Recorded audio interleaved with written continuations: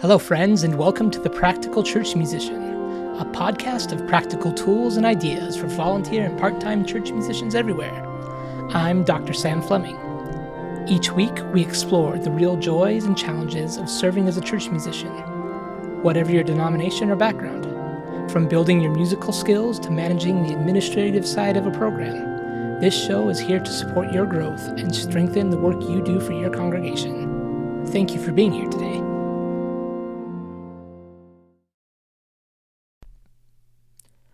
Welcome back to The Practical Church Musician. This is episode 2, and today we are going to be talking about one of the most important skills you need as a church musician, but often have little time for, and that is the topic of practicing. If you are a pianist or organist, singer or conductor at your church who has been involved in church music for a while, then you know that time is rarely on your side to learn new music week in and week out. Whether that be the hymns for the upcoming service, the choir anthem, or a prelude or postlude. And what about those occasions when a piece of music gets changed at the last minute? Maybe your heart starts to race, or you start to realize, I only have an hour or two this week to prepare. And in moments like that, it's very easy to panic. Many church musicians assume that effective preparation simply means spending more time practicing. But the reality is that most of us do not have unlimited hours available each week. We have jobs, families, rehearsals, meetings, and countless other responsibilities competing for our attention. So the goal is not necessarily to practice more. The goal is to practice more efficiently. In fact, professional musicians are not always successful because they practice longer than everyone else.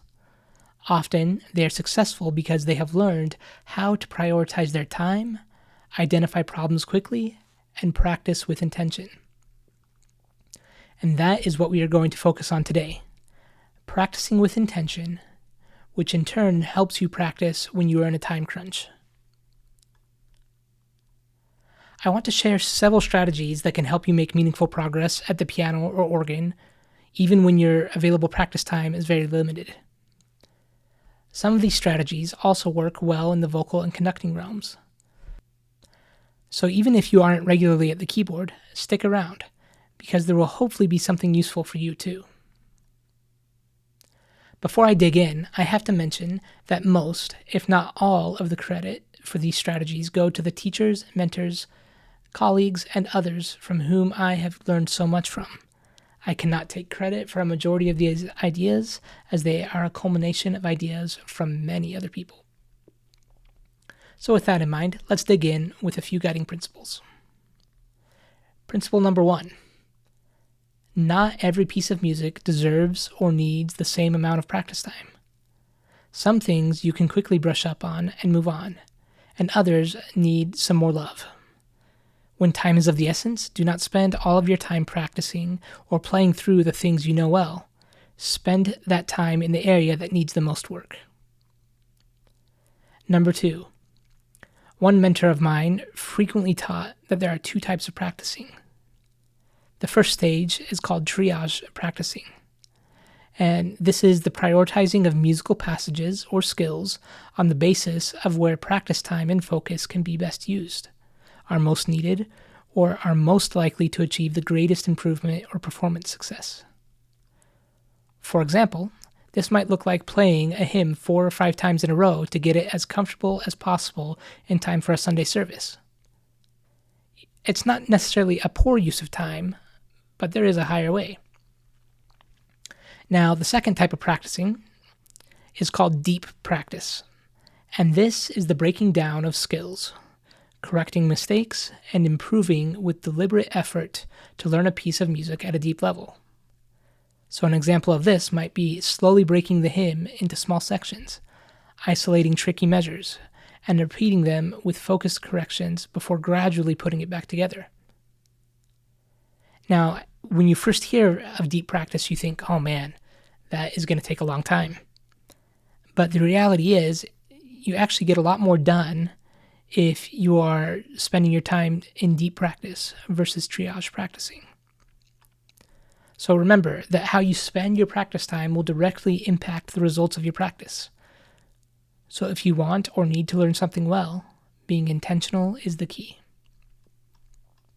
Now, the same mentor of mine who talked about triage practicing versus deep practice, his name is Dr. Michael Bauer, and he taught organ and church music at the University of Kansas for many years, and I had the great privilege of studying with him. And he talks frequently about 4 phases of learning a piece of music.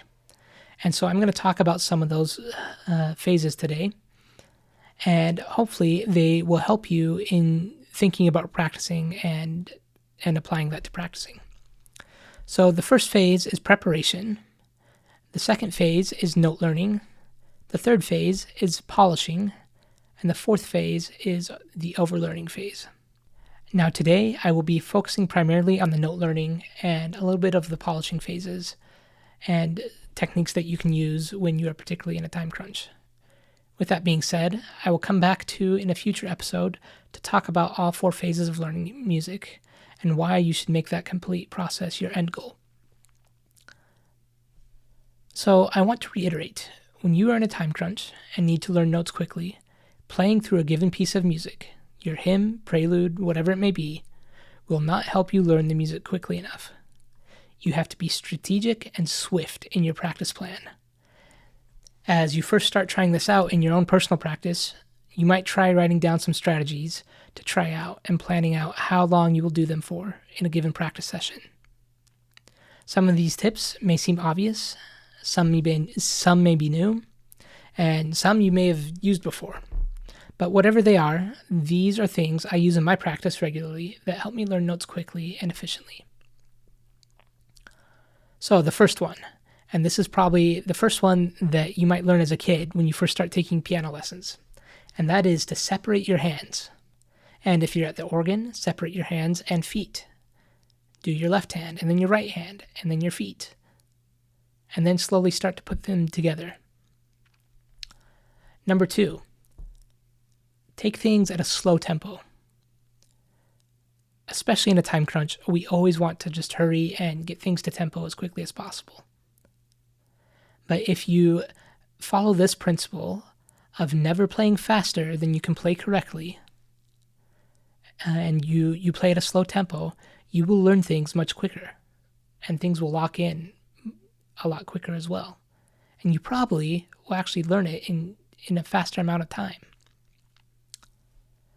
Number 3, use different rhythms. So use rhythms such as long-short rhythms or short-long rhythms or triplets. For example, in this hymn, Praise to the Lord the Almighty, here it is in regular rhythm.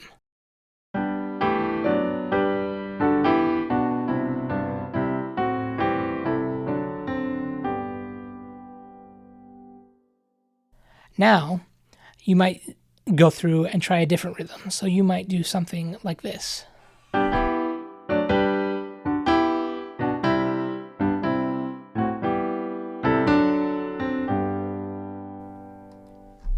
And that is just one example. You can do that with a single line. You can do that with a 4-part hymn.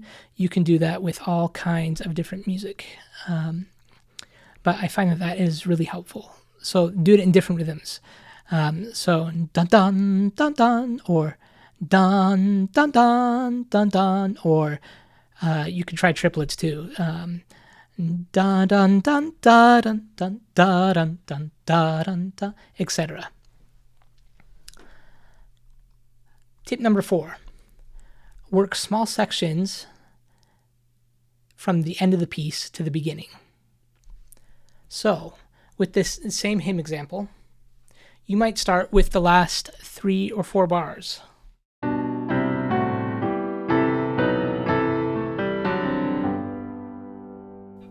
And then you might go back and add an additional 3 bars before that.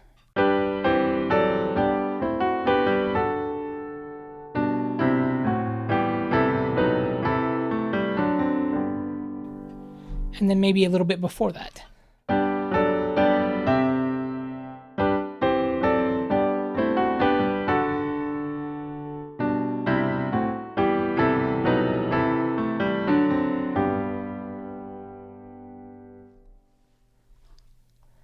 So working backwards, it's making things a little different in how we practice it, just so that our brain doesn't get bored with just practicing the same thing over and over again. That's kind of the whole point of most of these tips, is just to do the things that keep your brain engaged. This next technique is one, this is again, I'm going to give credit to Michael Bauer here. This is something that really unlocked practicing for me, is this concept of what he calls unit practicing. And this is where you practice in small sections. So for a hymn, it might be practicing one line of a hymn, around 4 measures. And you're going to play as close to the correct tempo as you can, but maybe a little under if needed. And you're going to start with all the parts, but if things are too hard, then you might break the parts up as needed. But you're going to create what's called a unit. Now this is going to be one full measure plus the beat of the next measure, the first beat of the next measure. So that would be measure 1 plus the first beat of measure 2 is a unit. And you'll play that, and then you'll pause, you'll lift your hands or feet off the keys and the pedal board, and then you'll make sure everything is set, and then you'll go back down, and you'll start on on measure 2. And you'll play measure 2 all the way to beat 1 of measure 3. Then you'll lift, make sure everything is good, and go to the next measure, etc. Once this process is done, after working a small section, you can go back and you can create 2 measure units. So you'll play the first 2 measures plus the first beat of the third measure, and so forth, until eventually you have the whole line. So just so that you get an aural understanding of what this might sound like, for a 1 measure unit, so in this hymn, we are in the time signature of 3/4. So it might be something like this.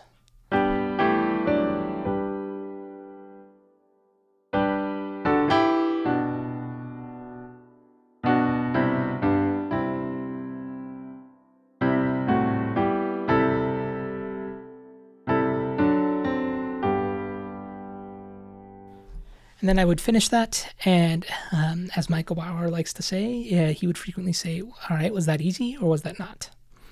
And if it was easy, then go back and do 2 measure units. So 2 measure units would be like this.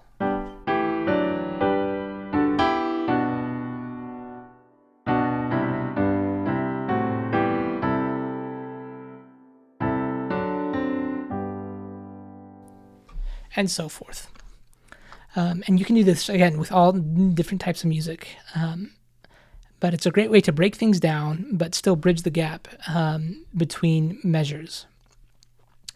And, I've experimented, along with some of my students as well, with starting on, instead of beat 1, starting on beat 2 and going to beat 2 of the next measure and stuff like that. Again, just anything that keeps it fresh. But the goal in unit practicing is to get it 100% correct the first time. If you go through and it wasn't correct, then go back and do it again until you get it correct. But you're always asking, was that easy? If it was, go to the next step within the unit practicing. If it's not, then move on to something, or if it's not, go back and do it again until it was easy. All right, so this next tip or idea is something that in the music world we like to call laddering. And this is related to tempo. And so you're going to start a section of your hymn, or maybe the beginning of your hymn, and you're going to start it at a slow tempo. And say, let's see, for this hymn, a recommended tempo might be between 90 and 100 beats per minute with the quarter note and getting the beat.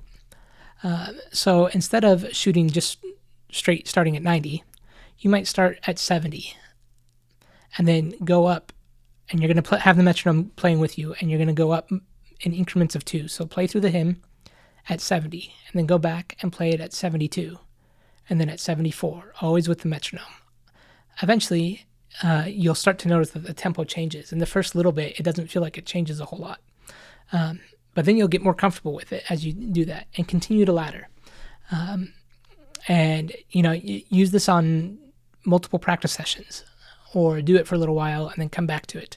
But it's a great way to get up to tempo quickly. Another great technique here, and it's really just very basic, but first of all, if you're not writing fingerings or pedalings into your music, please start doing that. Then after you have fingerings and pedaling written into your music, if something is not working, go back and figure out what you're doing and what does work. And then with your pencil, go through and erase the fingering or the pedaling that you were using and write in the new one. And just change what isn't working and write it in your score so that you remember what does work and that you can cue your brain as to what is happening next or to what is working. Which this also leads us to this next section or this next tip, tip number 8, which is cueing. And this is anytime you miss a note, an accidental, a fingering, or a pedaling, stop and circle it every time.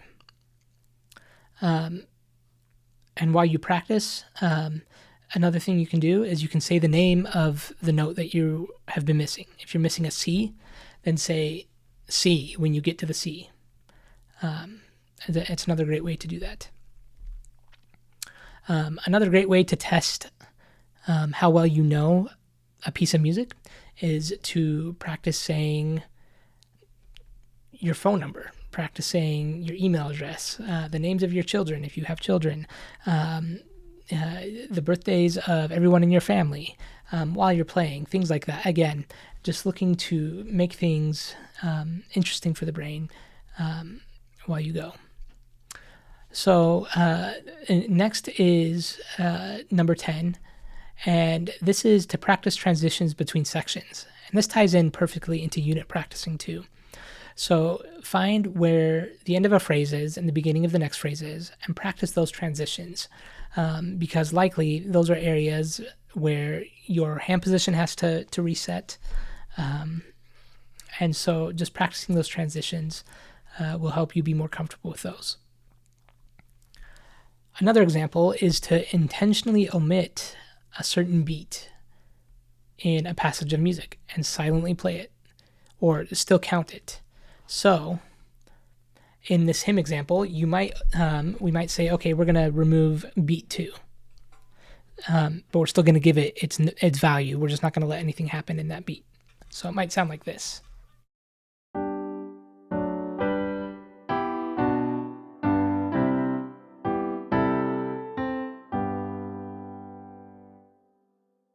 So something like that,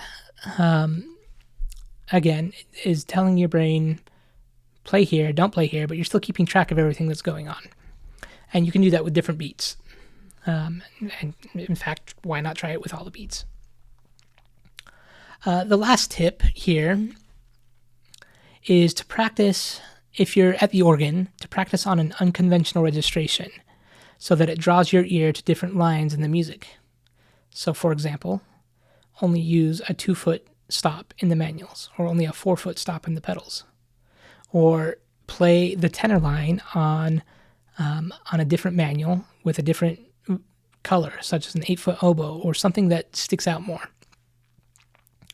And this will draw your ear into the different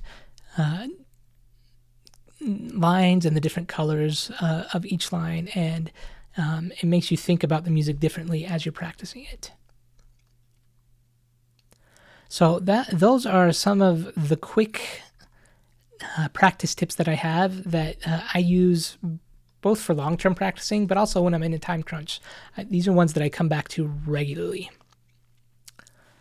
So as we wrap up today, I want to leave you with this simple thought, that when time is limited, your goal is not perfection. Your goal is progress. We all have that next Sunday coming, and we've just got to get through the hymn or the other piece of music sometimes. Most church musicians are balancing music ministry alongside careers and family responsibilities, church callings, volunteer commitments, and everything else that life throws our way. And the reality is that there will be weeks when you simply do not have enough time to practice and get ready for Sunday that you wish you had. But limited time does not mean you have to be ineffective in your preparation. If you can learn to identify the spots that need the most attention, if you can slow things down, practice in small units, and focus on accuracy instead of repetition, you can make remarkable progress in a surprisingly short amount of time. So this week, I want to encourage you to choose just one of these strategies that I talked about today and intentionally incorporate it into your practice. Just try it out, see what happens. Maybe it's unit practicing, maybe it's laddering, maybe it's just revising your fingering or working backward through a piece. But don't try to implement everything at once. Pick one idea and see what happens. Over time, these tools will become habits, and when they become habits, you'll find yourself learning music faster, with less frustration, and with greater confidence. In a future episode, I'll spend more time discussing the complete process of learning music, and I hope to bring on some guests as well to talk about practicing. There are some wonderful experts in the field who talk about practicing in many different ways that can help us develop those skills, regardless of what level you are at. You don't have to have any kind of degree in music at all to improve your practice skills. Everybody can improve their practice skills, and it's something that I am constantly working on myself. But for now, remember this, that practicing efficiently is a skill. And quite frankly, this is a skill I did not know anything about for a long time. Frequently, I would go to lessons with some really great teachers, I might add, whom I respect and learned a ton from. But I would be told after the lesson, at the end of the lesson, okay, go practice. And I would go to the practice room and I would say, okay, I'm going to go practice now. But I never really knew how. Eventually, I was taught a lot of these skills that I talked about today, and I'm still learning how to develop my skills as a practicing musician, as someone who needs to practice. But like any skill, this is a skill that can be learned, developed, and improved. So the better you become at practicing, the easier every piece of music that follows will become as well.